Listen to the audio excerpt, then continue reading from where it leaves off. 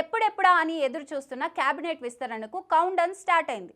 ప్రభుత్వం ఏర్పడి ఏడాది కానుండడంతో దానికంటే ముందే ముహూర్తం ఫిక్స్ కానుంది. ఆ తర్వాత అసెంబ్లీ సమావేశాలు డిసెంబర్ 9 నుంచి ప్రారంభం కానున్నాయి. ఈ సమావేశాల్లో రైతు కులగణన సర్వే మరియు ఆర్ఓఆర్ చట్టంపై చర్చ జరగనుంది. ప్రభుత్వం ఇప్పటికే అనేక కీలక అంశాలను ఈ సమావేశాల్లో ముందుకు తీసుకురావడానికి సిద్ధమవుతోంది.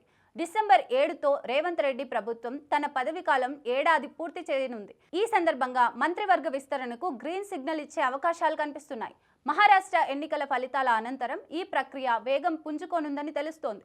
నిజామాబాద్, ఆదిలాబాద్, హైదరాబాద్, రంగారెడ్డి వంటి జిల్లాలకు ప్రస్తుతం కేబినెట్లో ప్రాతినిధ్యం లేకపోవడం విస్తరణను మరింత కీలకంగా మారుస్తోంది. ఈ మంత్రివర్గ విస్తరణలో మైనారిటీలకు ప్రాధాన్యత ఇవ్వాలని, యువతకు అధిక అవకాశాలు కల్పించాలని ప్రభుత్వం నిర్ణయించింది. ముఖ్యంగా ముదిరాజ్ సామాజిక వర్గానికి ఒక బెర్త్ ఖచ్చితంగా ఇస్తామని సీఎం హామీ ఇచ్చారు. విస్తరణలో తోడుగా కొన్ని శాఖల మార్పులు కూడా ఉండే అవకాశం ఉంది. మొత్తం 6 మంత్రివర్గ స్థానాల కోసం 10 మంది ఎమ్మెల్యేలు పోటీ పడుతున్నారు. ఆదిలాబాద్ నుంచి ప్రేమ్ సాగర్ రావు, గడ్డం వివేక్, గడ్డం వినోద్, నిజామాబాద్ నుంచి సుదర్శన్ రెడ్డి, మదన్ మోహన్ రావు, మహబూబ్ నగర్ మక్తల్ నుండి వాకిటి శ్రీహరి పేర్లు పరిశీలనలో ఉన్నాయి.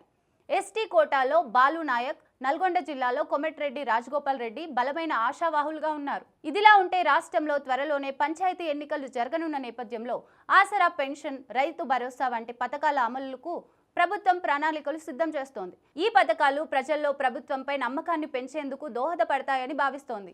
ఇదిలా ఉంటే కొండపోచమ్మ సాగర్ సమీపంలోని హరీష్ రావు ఫామ్ హౌస్ పై విచారణను ప్రభుత్వం ప్రారంభించింది. ఈ చర్యతో రాజకీయ వాతావరణం మరింత వేడెక్కనుంది.